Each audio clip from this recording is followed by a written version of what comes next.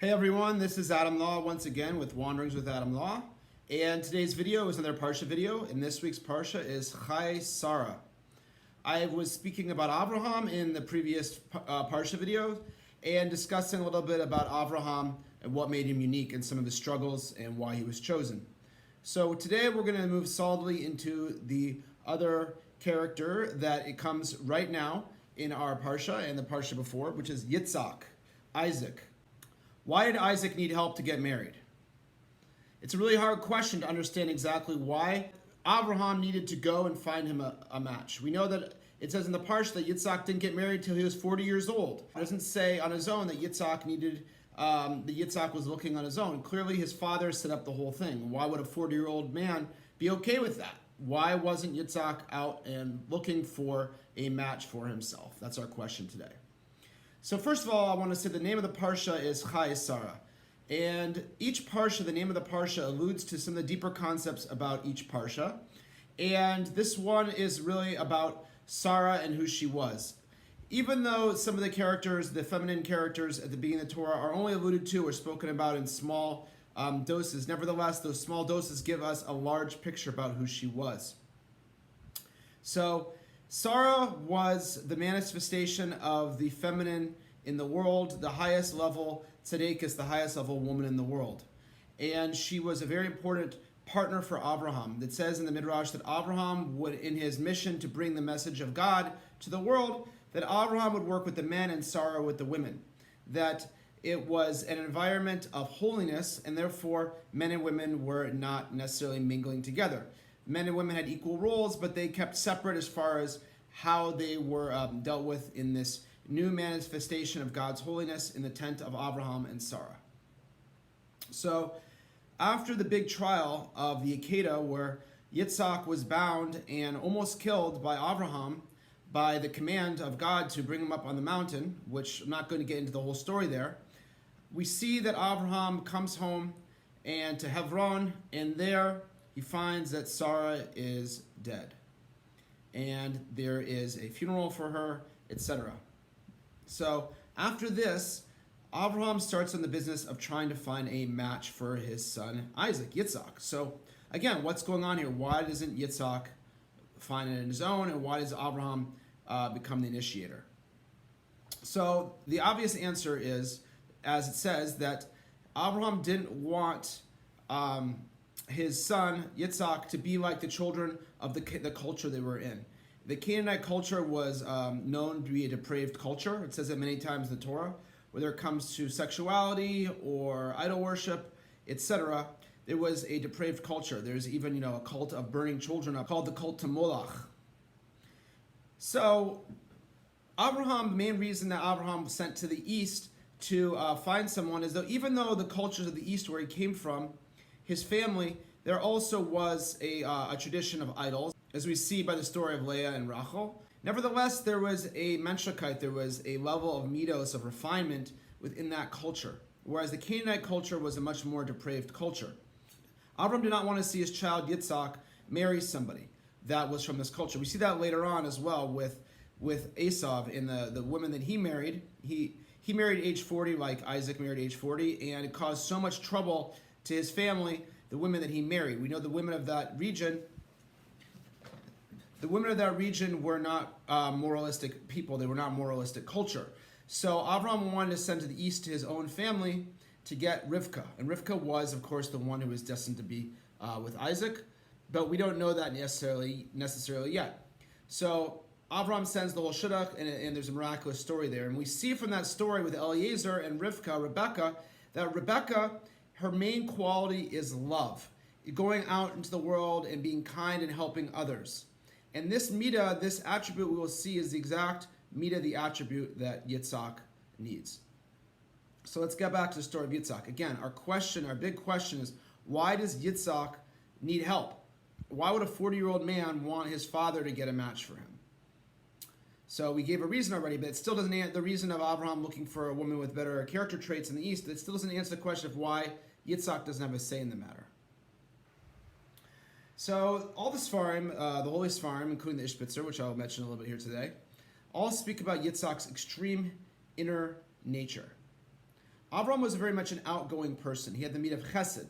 And all his tests really related to being able to use that chesed and match that up with din, with gevura, with the ability to restrain and hold oneself back, right?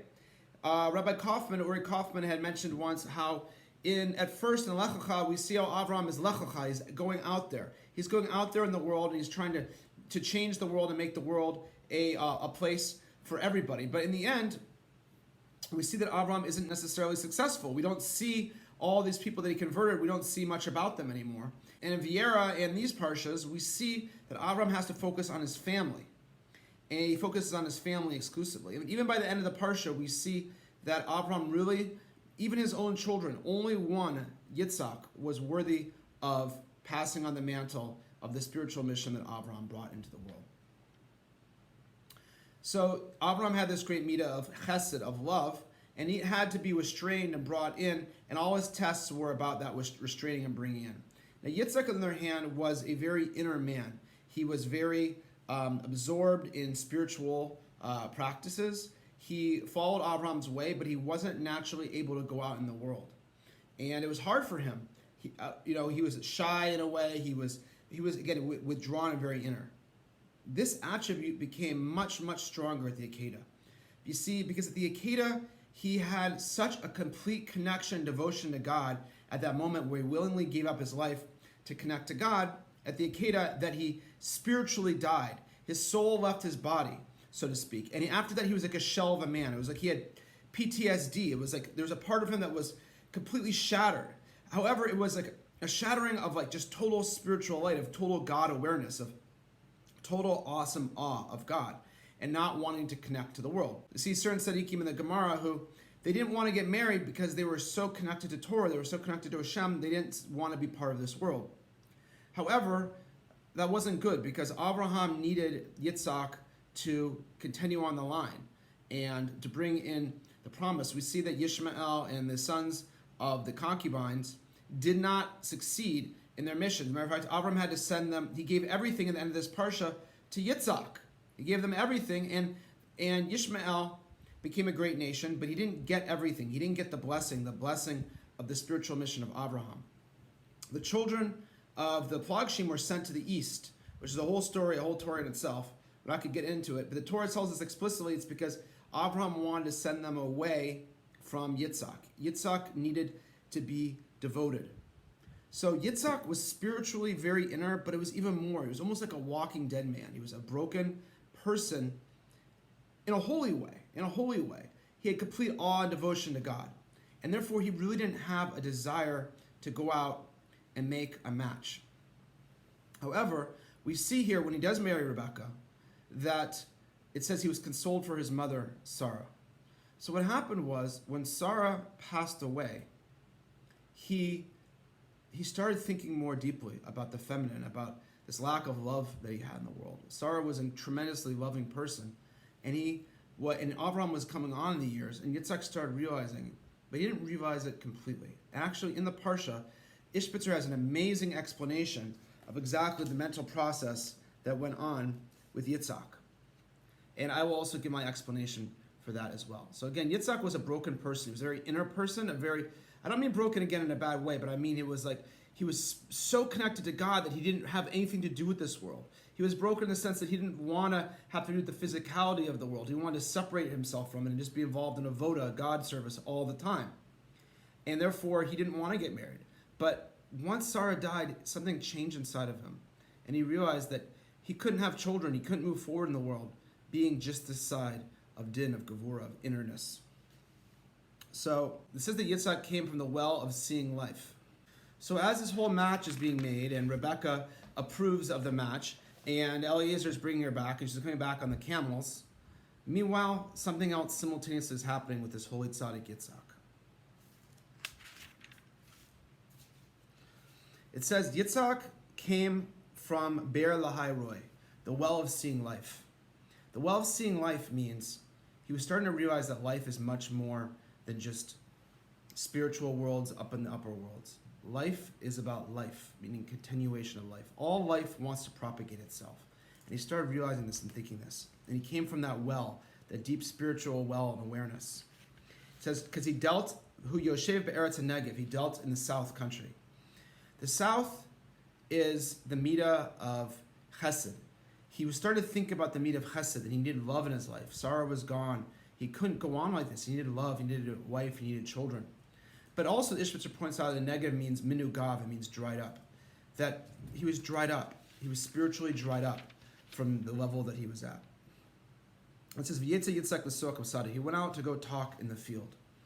Sicha, conversation, is a type of avoda. It's one of the types of prayer that we do. Hisbodedus is an example of this. Yitzhak, we see her as doing hisbodedus. He's going out to talk to God in the field. As Rabbi Nachman says, we go out to serve God in the field and talk to God in our language and bring our worries and stuff, not to other people, but to God. And Yitzhak went there to go talk Basade. We know in the Gemara Kedushin, the first page, it connects a woman with a field. There's a connection between how one gets married and how one purchases a field. And here, so it says when Yitzhak went out to speak in the field, it means that he went out to speak to God about the matters of the fact that he was dried up and he wanted life. He finally started making the change. Some little awareness happened inside of him once Sarah died, that he decided he wanted more. He wanted life. He wanted life. It says, Lifnosa Erev, to open up the evening. This happened in the evening time. This is all, by the way, Pasuk Samek Gimel in Perek Kaf Dalet. I mean, Pasuk, it's the 63rd line in the 24th chapter of Breshis. He wanted to open up the darkness that he was living in. He couldn't live like this anymore. And he started davening about it. And the thing about these holy tzaddikim is the level that they were at is the second that he started davening, it was immediately answered. It says he went out to start davening, he was davening about this, and he was immediately answered. It says, V'yisa einav, and he looks up, V'yira v'hine gamalim b'ayim. He looks up and he sees that camels were coming. Gamalim, the word gamal, camel, is also the word gomel chesed. It means to give. He saw that when he desired love in his life and he started praying for it, immediately he opened his eyes after praying, and there he saw the camels coming. He saw the gamal chasedim coming, the love, the life coming, and that was Rivka. And then it says here that he married her and he loved her. Even though he didn't have the love easily and naturally, he eventually learned to love her. He eventually learned to love her, had a very deep relationship with that, and then he was consoled for his mother Sarah, because of this. We see here that something changed. At some point in someone's life, they realize that things have to change and they have to grow. And he has to go from this, it's like he has to go from this inner state, this removedness, this spiritual state where he's afraid to act in the world, to realize now that Avram is going on, that Sarah has passed and Avram is going on his way, that he needs to change himself. That Yitzhak needs to change to become the man that could get married, somebody that could go out in the world and act in the world. And then we see he still has a little problem with that, and that's what next week's Parsha's told us, where it says that Avraham had this son called Yitzhak, and Yitzhak was the son of Avraham. And we see here that Yitzhak was able finally to completely acclimate the midah of love, of desire, of connection that Avram had. And then he was capable of having a child. But it took time. It took time. He was naturally very inner, and the Akedah broke him even more and made him so removed from the world. But finally, when Sarah died, he started realizing that he needs love. Love from the opposite sex. He wants a wife and children. And that's what happens in this Parsha. And the second this holy tzaddik starts praying for it, and Rebecca appears in his life. And he gets married and he loves her, and he's consoled for the past, and he becomes capable of being a giver. From the love of Rebecca, her tremendous love teaches him how to open his heart. And that's the continuation of the Jewish people, that we realize that we have to change and grow in order to fulfill what we're supposed to be. And we see that when we do that, and we can pray, and we finally make the realization, we can finally pray. God finally opens our eyes. It says that he opens his eyes here. Then we can change to become the people that we can be, to grow, to go to the next level. This is Adam Law with Wanderings with Adam Law. Thank you very much. Have a great Shabbos. Parshas Chayei Sarah. Thank you.